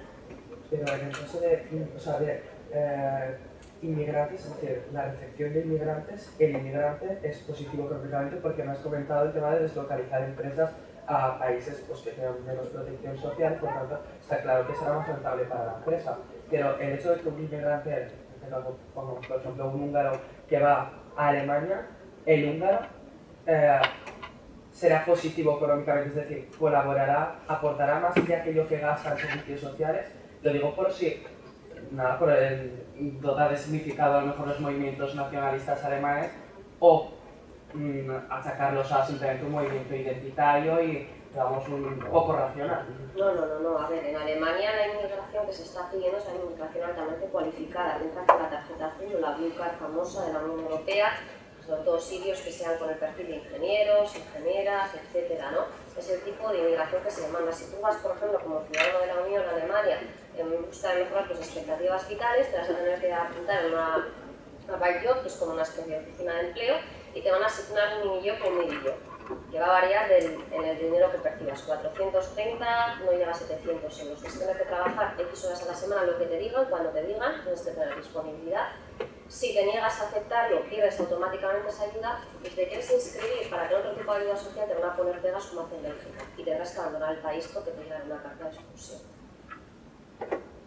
No sé si me he explicado bien. Es decir, es rentable tener inmigrantes en tu país. Es muy rentable en todos los países. Aquí cuando vivimos, España era la locomotora de Europa, en las obras había muchísima población del cono sur de América en una situación irregular porque era rentable. Es decir, yo no vi a nadie durante la época de la burbuja inmobiliaria decir que aquí había muchas personas de Latinoamérica y las obras estaban llenas, muchos de ellos trabajando en condiciones que rozaban la esclavitud. A mi juicio, sin seguridad social, cobrando en negro, nadie dijo nada. Claro que sí, y la inmigración irregular es muy rentable. La crisis siria es muy rentable para Turquía y para otros países que reciben dinero. Es muy rentable. La crisis que hay en Marruecos, porque vive en una dictadura, cosa que no he visto a ningún parlamentario europeo haciendo una declaración en contra de la situación de dictadura que se ve en Marruecos y la persecución que se hace a las mujeres que buscan la igualdad de derechos con los otros. No he visto a ningún eurodiputado, tampoco vi a nadie alarmarse cuando el presidente de China, otra dictadura, vino a España, creo que hasta le recibimos en la Gran Vía de Madrid, si no recuerdo mal. Es muy rentable. La inmigración irregular es muy rentable. Yo viví en Catania para hacer la segunda parte de mi tesis en el 2007. Vivía en el puerto, en la zona vieja. Yo he visto inmigrantes irregulares, con la connivencia de las fuerzas y cuerpos de seguridad. Cuando yo vivía en Roma, que la ciudadanía rumana todavía no era ciudadanía de la Unión como tal, porque se ha hecho una moratoria para ver el ajuste que podía tener el impacto de la llegada, era brutal donde se les empleaba. O sea, vamos a ser honestos. ¿Que pueda haber algún tipo de fraude con la ciudadanía no nacional? Por supuesto, porque eso es una condición inherente a cualquier ser humano. El que no quiere trabajar, no quiere trabajar. El que quiere hacer proselitismo de las ayudas. Pero la gran mayoría viene para mejorar sus expectativas de vida. Y es muy rentable. Si no hay inmigración irregular, no existiría. No se la jugaría a alguien. Hay auténticas estructuras de poder. No os podéis imaginar en estos momentos toda la zona sur del Mediterráneo. Estamos viendo una auténtica esclavitud. Como cuando traían los esclavos a las Américas, eso es lo que está haciendo en Europa. Y Europa es un espectador pasivo, absolutamente pasivo ante lo que está sucediendo. Vienen en barcos, en unas condiciones infrahumanas. Es cuestión de ser cristiano o no ser cristiano. Es cuestión de ser humanos. Nos llena la boca hablar de derechos humanos, se llaman derechos humanos. En Turquía hay profesores de universidad que han sido despedidos. Ha habido una purga en Turquía, un país con el que se ha negociado un acuerdo, por pensar diferente a una persona, pues que ha hecho también reformas constitucionales de muy dudosa legalidad. Es decir, en mi universidad en Alicante hay un acuerdo con Guinea Ecuatorial, que es una dictadura. Entonces, ¿cómo no va a ser rentable tratar con la inmigración? Son productos, son mercancías. La mercancía es rentable. Y hay que ser honestos. Y de ello estamos participando todas y todos. Y hablo en este caso de la Unión Europea por lo que afecta a la crisis siria. Crisis que sigue, aunque no sea bien. ¿Alguna intervención más?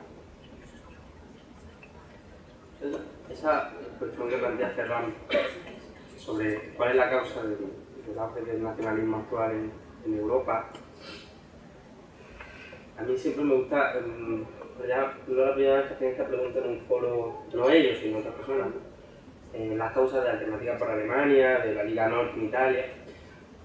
A veces las mejores explicaciones y las mejores respuestas no están en el lenguaje lógico de la ciencia, sino en la metáfora de la literatura.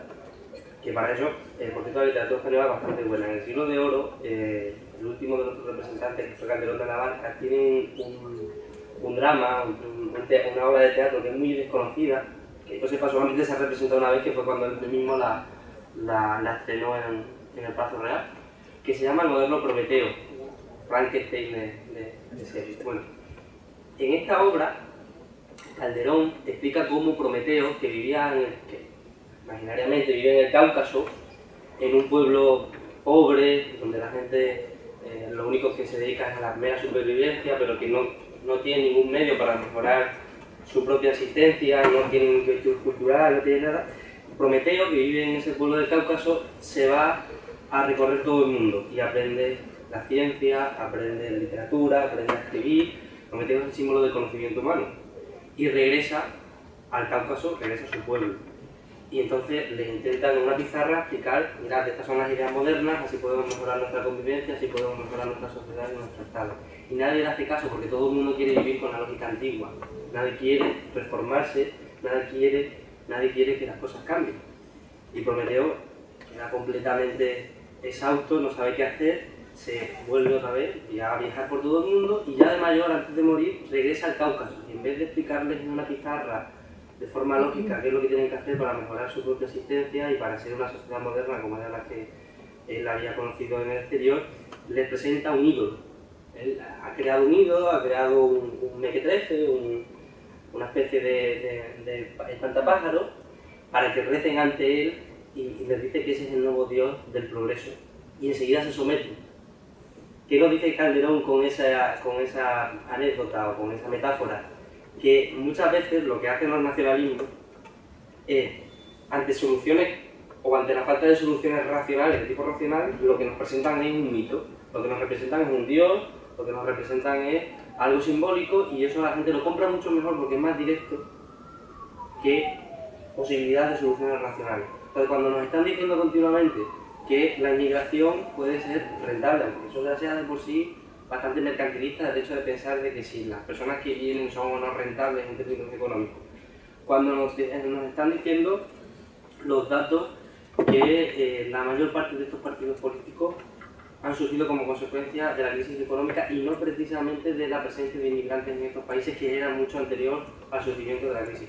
Cuando los datos nos demuestran perfectamente que estos partidos, eurófobos, de extrema derecha, xenófobos, racistas, las causas que ellos blanden son completamente falsas, que tampoco Salvini ni el de Alternativa por la Alemania van a defender a su propio pueblo. Pues Salvini está diciendo siempre, los italianos primero, pero luego no te preocupes, porque cuando llega al poder lo que primero que hace es privatizar todas las empresas públicas para que las compren empresas alemanas. El presupuesto ¿Qué ha que se pasado? puso. Igual, el presupuesto, hacía un presupuesto social, relativamente social, ahora llega a la Unión Europea, bueno, no os preocupéis que lo exportamos. Sí. Al final no van a hacer lo que dicen, pero como presentan al ídolo del que nos decía el moderno Prometeo de Calderón, la gente cree en el ídolo, no cree en las soluciones racionales. Y ese es el problema que tenemos ahora en Europa, que están regresando los ídolos, los falsos ídolos, los que son verdaderos. Podemos creer que son verdaderos, pero los falsos ídolos están regresando con mucha fuerza. Entonces creo que una tarea de vosotros como estudiantes de Derecho y Ciencia Política y ciudadanos futuros y presentes comprometidos con la cosa pública y de nosotros desde la academia es precisamente de construir y derribar esos falsos ídolos. ¿De acuerdo? No, perdonad este fin bíblico casi que te digo. Italia presentó un presupuesto un 2,4% con una promesa estrella que era una garantía, bueno, una renta básica para toda la ciudadanía desempleada, que no es universal, por lo tanto condicionada. Había un desvío de 7.000 millones, lo ha bajado al 2,04, tiene que aproximarse al 1,9%, porque está entre 1,9, 1,8, 2% en función de otros factores añadidos. Y al final, dos formaciones con una visión en principio de, bueno, pues con medidas progresistas, no es que hayan tenido que claudicar, es que son conscientes, vivimos en un escenario global, la autarquía constitucional, es decir, nosotros podemos enseñaros constitución, pero las constituciones nacionales siguen funcionando, bueno, tienen sus razones lógicamente para los conflictos internos, pero en cuanto ya se pronunció el abogado general Wolf sobre el sistema de tribunales de inversiones del CETA, favorable a este sistema de tribunales de inversiones, cuando el CETA entre en vigor, dentro de 10 años, las constituciones serán algo tautológico, taumatúrgico, tendrán un origen divino y los constitucionalistas estaremos en tierra de nadie porque nos enfrentaremos con una estructura de fuentes ajena nuestra, una construcción de los derechos que desconocemos. Es decir, el futuro es ese y las cosas se pueden cambiar, ¿no? Decía Antonio Machado que su aniversario, hoy es no, todavía es hoy, ¿no? Hoy es siempre todavía, es decir, la esperanza está ahí, pero a mí lo que no me gusta es cuando empezamos a hablar de europeos buenos, europeas buenas, europeos malos y europeos buenos. Yo siempre digo que hay matices en todo y nos sorprendería la opinión de muchas formaciones políticas que son adalides de la Unión Europea, como pasó con la moción a Víctor, de la familia popular. Sí, Javier. Mi pregunta es, hecha todo el análisis y toda la crítica, ¿cuál sería el procedimiento legislativo desde el propio constitucionalismo que habría que llevar a cabo para poder extender la influencia del constitucionalismo en estas dinámicas globales que escapan del control democrático? Es decir, ¿cuál sería el primer paso práctico para llevar a cabo este programa, para corregir estas críticas? ¿Cuál puede ser la solución? Exacto, sí. La reforma siempre no funciona. Yo sé que tengo compañeros que han hecho propuestas muy interesantes, reformar la Constitución española para dotar de mayores garantías a algunos principios rectores, también han dicho reformar los mecanismos de control o mecanismos de control más exigentes, más allá del principio de subsidiariedad o alerta temprana de los parlamentos nacionales, pero no tiene ninguna razón de ser, porque al final la Unión Europea, de manera indirecta, a través de esas políticas económicas de enfriamiento, estrategias de enfriamiento, al final su grado de aceptación es máximo. Es una lógica distinta, es decir, cuando tú tomas una decisión con criterios técnicos, adoptando una postura económica, nada tiene que ver. El constitucionalismo tiene una matriz política importante, tiene un punto de decisión política. Tú puedes racionalizar, puedes objetivizar una decisión política, pues eso es muy peligroso. Porque podríamos ir a una deriva de solamente haciendo esto podemos frenar esta desconstitucionalización material por el ámbito legislativo, podemos poner límites al legislador frente a un desmantelamiento. Es muy difícil. Para mí lo principal es el consenso, que hay una cultura de pacto en nuestro país y en toda Europa que no existe. No tenemos cultura de pacto. No hay animales políticos de primera línea. Los debates son esperpénticos, banales, superficiales, tendentes al insulto, a lo capcioso, a lo sugestivo, a informarte sobre unos datos económicos objetivos, pero desde una perspectiva completamente cínica, recortada. Interpretar la Constitución. Bueno, yo jamás he oído, y cuando estoy en proceso constituyente, jamás he oído entre los propios padres constituyentes decir que uno era un padre constituyente bueno porque pedía o apostaba por un Estado centralizado y otro era un constituyente malo porque apostaba por un Estado de las autonomías. Había respeto. Entonces, para mí, en este caso, es más una cuestión de política y se tendría que llevar a cabo desde el espacio supranacional europeo. Y aún así, con todo, con estos tratados de libre comercio, que son unos mecanismos peligrosos con matices, pero cultura de pacto global. Y que lo político no apueste por una desregulación, sino por una re-regulación de límites al capital. Se pusieron de acuerdo al fin de la Segunda Guerra Mundial con Bretton Woods a poner límites al capital financiero, formaciones. Winston Churchill, estaba al final Charles de Gaulle en Alemania, es decir, Konrad Adenauer en Alemania, es decir, personas con un perfil ideológico muchísimo más opuesto al que podemos pensar hoy en día, pero ellos tenían esa visión, no esa identidad nacional, esa identidad de solidaridad, de convivencia, de necesidad de relegitimación democrática. Eso que falta hoy en día, esa cultura de la relegitimación. Comparar con cachas de Gorgo, que es política actual. Profesor. Gracias, me gustó mucho la conferencia, la reflexión en general, etc. Solo dos pequeñas reflexiones, ¿no? Claro, las constituciones de hoy no son las constituciones del 1948 o las constituciones post Segunda Guerra Mundial. No tienen más la soberanía que tenía la constitución de ahora, porque ahora hay todo un sistema hay Europa, pero no solo Europa, hay tratados internacionales, hay mecanismos de soft law, hay diálogo entre jueces de diferentes ordenamientos, es decir, no hay más, en cierto, esta idea de identidad de la Constitución que había cuando la Constitución del postguerra han sido hechas. Pero para mí hay un punto central que hay en los estados que van a perder su propia soberanía. Esto pasa cuando el Estado va a perder la soberanía de su propio presupuesto. Porque cuando el Estado va a perder la soberanía de su propio presupuesto, en cierto no hay más posibilidad de aplicar el Estado social, porque se puede discutir, yo sé que hay ideas diferentes, etc., pero en general los derechos costan. Y la primera cosa que se va a hacer es cortar los derechos. Cuando un Estado como Italia tiene el 132% de la deuda pública, ¿no?, respecto al Producto Interno Bruto, y la Liga Nord o los 5 Estrellas piensan hacer un programa social haciendo un déficit de más del 3%. Esto no puede pasar, no solo porque no pasa en Europa, no puede pasar porque días después el spread de la deuda pública italiana sube de manera tan fuerte que todo el costo de la spesa social se va a gastar en costos mejores en intereses de la deuda pública. Es decir, esto es el momento, ¿no? Muy difícil que estamos viviendo, yo pienso, en estos días, con estados que tienen una deuda pública que no se puede verdaderamente sostener, otros estados como Alemania que no la tienen y que dicen, bueno, antes, pero hay estados como Italia que tienen un ahorro privado bastante importante. Y así estos estados van a decir, bueno, ¿por qué yo tengo que hacerme carga de tu deuda? Primera cosa, tú vas a solucionar tu deuda también tomando los ahorros privados, porque tú tienes mucha riqueza en tu país, y después vamos a ver. Yo pienso que esto es en este momento, ¿no?, lo que impide a Europa de hacer lo que tú estabas pensando, es decir, una Europa más social, una Europa que puede poner en común muchas más cosas que ahora.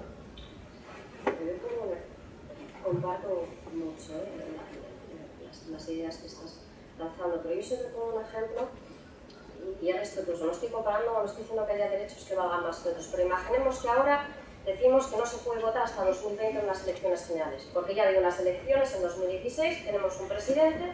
Si el presidente no ha hecho una moción de censura constructiva y hay otra persona, si esa persona no cuenta con los apoyos que plantea una cuestión de confianza, porque cuesta mucho celebrar los presupuestos, o sea, perdón, las elecciones. Celebrar unas elecciones, os podéis imaginar el dinero que mueve. Y ahora mismo tengo las cifras, las he dejado en casa, pero cuesta muchísimo. Y aquí hemos vivido una cultura de celebrar elecciones con una alegría. Imaginemos una de las medidas que se adoptan, ¿no?, de las tareas presupuestarias, que no se pueden celebrar elecciones hasta que no concluyan los 4 años necesarios. Reformamos la Constitución en ese punto y decimos no se puede hacer una moción de censura, no cabe una cuestión de confianza, ustedes tienen que llegar a acuerdos como ustedes buenamente puedan, pero hasta que no concluyan los 4 años no podemos celebrar elecciones. Esto sería mejor y todo. Bueno, la gente, mucha gente se lanzaría a la calle y diría que es una ruptura del Estado democrático, diríamos que se está quebrando uno de los derechos fundamentales, ¿no? Y yo digo, con acierto. Y ahora yo me planteo, y no es demagogia, quiero decir, quizás porque yo trabajo de voluntaria con el tercer sector y lo vivo diariamente, ¿no? Entonces, ahora viene una madre, un hijo, una universidad funcional, física o psíquica, que le ofrecen, bueno, pues le dan un dinero, le ofrecen un tallercito donde se dedica todo el día a hacer lo mismo, muñequitos, coser, etc. De repente le dicen, bueno, pues esta parte del taller que te pagábamos, en función del dinero, no te la vamos a pagar porque han recortado. La mujer dice, vale, pues lo entiendo. Luego te recortamos el servicio de comercio. Luego te recortamos el servicio de transporte que lleva tu hijo. Claro, porque contratar en lo social es rentable. ¿Por qué? Porque la gente que recibe dinero y ayuda social no vota, no tiene conciencia política. Si la ciudadanía que no vota tuviera conciencia política, si los afectados, los perdedores de la crisis tuvieran conciencia política, hay amigos y amigas, hay compañeros y compañeras.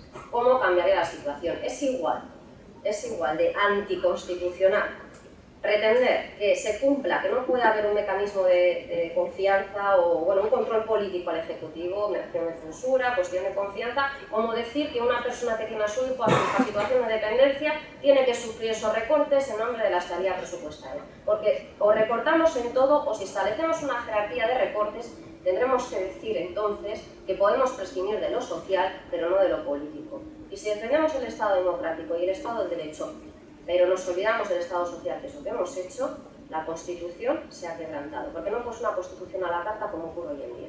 Esta parte me la quedo, esta parte la aplico. La Constitución, todas sus disposiciones, a mí me lo han enseñado, son igualmente importantes. Si empezamos a establecer disposiciones, a mi juicio eso es lo que ha permitido que en este país y en otros haya habido formaciones que han llegado al poder con unas declaraciones que algunos se rasgan las vestiduras, pero que a mí no me extrañan tanto, porque cargan curiosamente contra aquella parte de la sociedad En el caso de las mujeres aloporvos, que no somos todavía sujetas políticas autónomas, por todas las circunstancias que existen en la realidad.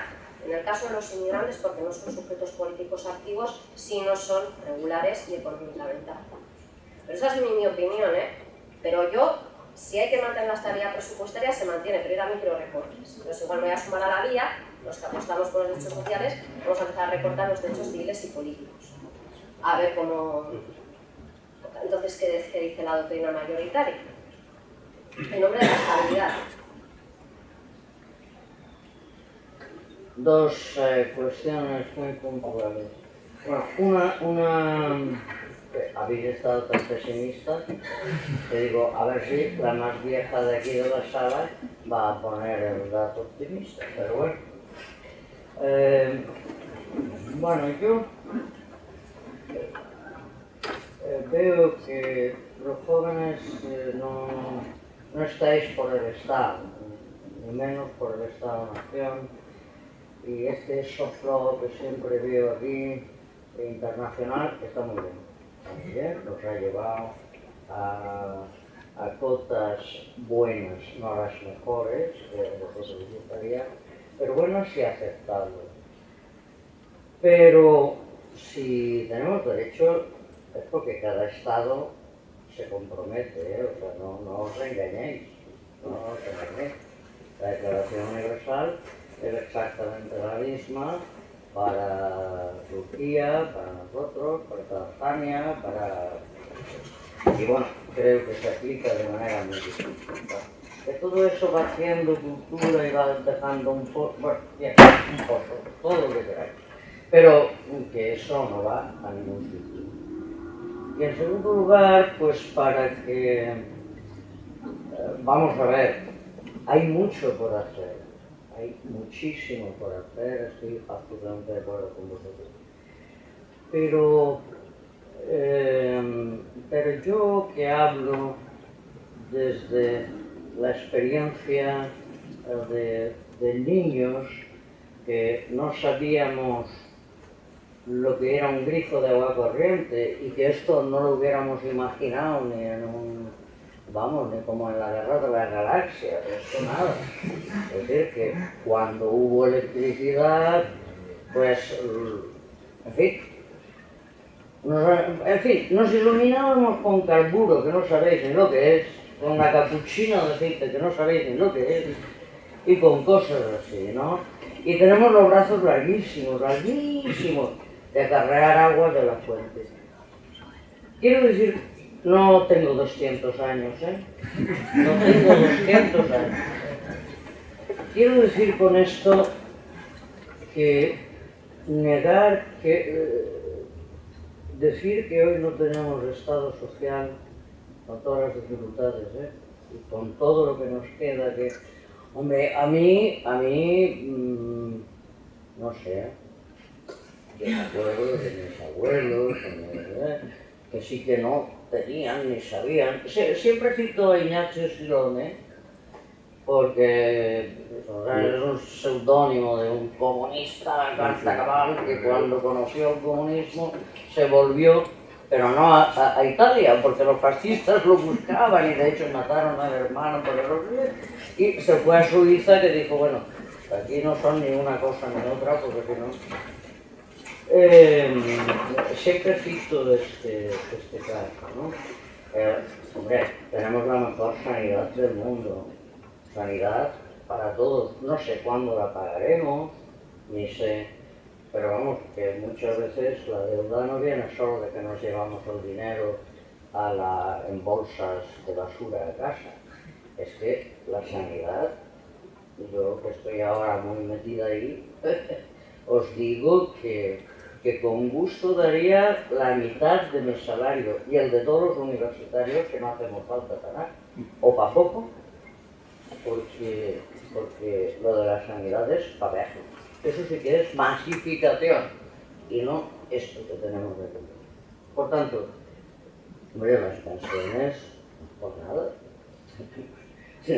Yo cuando veo salir en Bilbao, y aprovecho para mi tierra, mi ciudad. Tu ciudad, Yo nací allí. preciosa, preciosísima. Tu ciudad. Y ahí hay grandes constitucionalistas. Ahí tenemos a García Herrera, a Javier Corcuera. Vamos a ver, aprovecho para hacer un paréntesis y una tercera y ultimísima puntualización. Este miedo que sentís con gran razón, justificadamente, de los populismos de derecha, ¿los sentís igualmente de los populismos de izquierda o pensáis que ahí no hay riesgo y no hay peligro? Sí, por eso he puesto, cuando he comentado que he dicho que tiene mucho en común, cuando he dicho que se destilda a Jean-Marie Le Pen o Víctor Orbán, ¿no? Cuando ellos dicen los inmigrantes no, que hacen mucho daño. Yo he comentado que cuando el Reino Unido se iba a hacer el referéndum para tratar de hacer atractiva a la ciudadanía inglesa la pertenencia a la Unión Europea, se firmó una decisión de hacer un estado de gobierno donde reconocían que la ciudadanía europea económicamente inactiva suponía una carga económica adicional que podía poner en peligro el sistema de seguridad social británico y por lo tanto se admitían excepciones. Es más, esa misma premisa es el punto de partida de la revisión del Reglamento de Coordinación de los Sistemas de Seguridad Social Nacionales, que los Estados miembros tengan más espacios para poder limitar el acceso a prestaciones no asistenciales a ciudadanía de otros Estados miembros de la Unión que no estén trabajando. Es decir, yo he dicho que no me gusta utilizar el término populista, el término extremismo de derecha o de izquierda, porque creo que los extremos y aquellas personas que hacen lecturas sesgadas no conocen ideología, terminan encontrándose. Entonces, muchas veces en Europa hablamos de buenos y malos, y lo que quiero yo decir es que ni los son tan malos ni los son tan buenos. Son intereses en clave nacional muchas veces, en clave de política externa porque son socios comerciales, caso de Francia con Marruecos.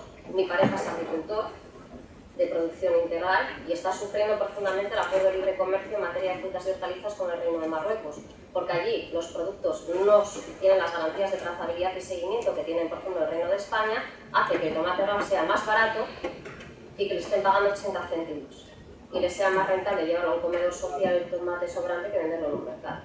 Es decir, y Francia, por ejemplo, el actual presidente de la República Francesa se tilda de europeísta, sin embargo adopta medidas que van en contra de los intereses de los agricultores y agricultoras de la Unión Europea, porque le interesa tener como socio comercial a Marruecos. Es decir, cuando hablamos de que Angela Merkel cumple con las cuotas de refugiados, Angela Merkel ha tenido una vía muy trazada de qué tipo de inmigrantes quería sirios, qué tipo de perfil con la Blue Card, o sea, bien cualificados y bien formados.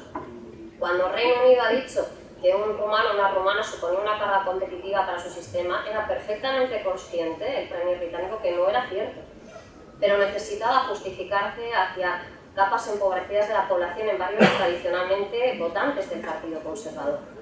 Y lo mismo ha pasado, es decir, cuando Mélenchon, por ejemplo, hace esa crítica en el Parlamento Europeo respecto a la condena que hace Europa del presidente de Venezuela, es un discurso que tiene razón en parte y no en el todo. Es decir, es un señor que dice, bueno, yo no quiero criticar a una persona, no quiero poner a una persona que lucha por los pobres. Eso que cuando una persona lucha por los pobres, está presente en las calles, no en los despachos, porque solamente puedes aprender la pobreza y la necesidad de un pueblo desde la calle, no desde los despachos. Y pongo un ejemplo, en el pueblo donde yo vivo de San Vicente de Raspeig, la semana pasada falleció una señora anciana porque se calentó con un brasero y se le pegó fuego. A mí, como ser humano, me parece que un Estado que permanece invisible, porque no es el primer caso, es decir, que la pobreza en la tercera edad es algo que me preocupa muchísimo, que se permita que haya personas a nivel de barrios que están llegando a situación de deterioro porque no hay ayuda, porque es cierto que los servicios sociales no tienen contingente presupuestario necesario, porque se ha recortado hasta tal punto que las ayudas se pierden porque no llegan, y que se esté priorizando, por ejemplo, comprar armamento. Eso es una opinión subjetiva, pero es política, es decir, los presupuestos son políticos puros y duros. Pero comprar armamento e incrementar el gasto presupuestario en armamento en un 1%, cuando eso tiene, supongamos que un 1% estamos hablando de 1.000 millones de euros, creo que apelar a esta vía presupuestaria, me parece, eso es lo que a mi juicio es lo que genera confusión y desafecto y hace que movimientos políticos que se tildan de un signo y de otro sepan captar a esa ciudadanía que ya no se frena y que se entrega al mejor postor, o aquel, como has contado, con esa metáfora preciosa que le regalan los oídos prometiéndole un futuro mejor. Con independencia de la ideología que ellos digan a raza, yo creo que los extremos no abrazan ninguna ideología, aunque se tilden de izquierda o se tilden de derecha. Si, por ejemplo, Vox no le tacharía como un partido de extrema derecha ni como un partido con ideología. ¿Por qué? Porque en materia de igualdad tiene unas carencias tales que creo que ni siquiera sería digno de estar constituido como partido político. En materia de igualdad, no hablo de Estado central o Estados autónomos, hablo en materia de igualdad. Hay valores básicos que toda formación política debe compartir. Lo mismo que en su momento protesté con el Lazo Azul, cuando Batasuna y después las posteriores denominaciones que tuvo, se le permitía participar en la vida política del Parlamento Vasco cuando no respetaba el más básico de los derechos, que era la vida. También me niego a que un partido que no respeta la más básica de los valores, que es la igualdad, forme parte del arco político. Y se supone que Batasuna son marxistas, leninistas, y Vox, pues bueno, no sé qué son porque no he leído el programa, pero no queda claro si tiene una figura, un referente histórico concreto. No, quiero decir que uno se decía Primo de Rivera, pero no queda claro como Batasuna, que sí se definía. Entonces, lo mismo que no me parecía que era legítimo que ese partido estuviera en un espacio político por no defender el derecho a la vida, no me parece legítimo que Vox haya podido configurarse como partido político porque no defiende el valor de la igualdad, que debe ser consustancial a todas las ideologías. Yo pienso que no es cuestión de ideología, es cuestión de desafecto hacia las estructuras más básicas de convivencia. Bien. Bueno, pues muchas gracias de nuevo. Espero también que el debate haya abierto otro debate interno en cada uno de los que estamos aquí, pero eso ya lo vamos sustanciando otros días y en otras ocasiones que nos veamos, ¿de acuerdo? Nada, muchas gracias de nuevo a Innova y muchas gracias a todos por asistir. Por cierto, voy a hacer aquí un recordatorio de algo que quizás no saben que existe, pero hacer una compañera aquí que pertenece a ese órgano, no sé cómo llamarle.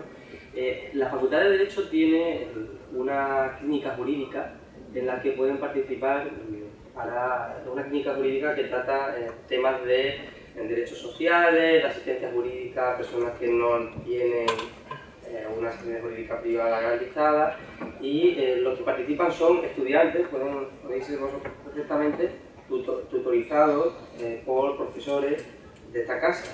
Lo digo porque no sé si cuándo nos vamos a volver a ver, pero me parece que es interesante que sepan que existe esta institución, que existe la clínica jurídica. Me parece que también está en esta planta, ¿no? Sí, un poquito más para allá. Está para allá. Y el duda aún así, ahí. Pues nada, muchas gracias a todos, ¿sí? Bueno.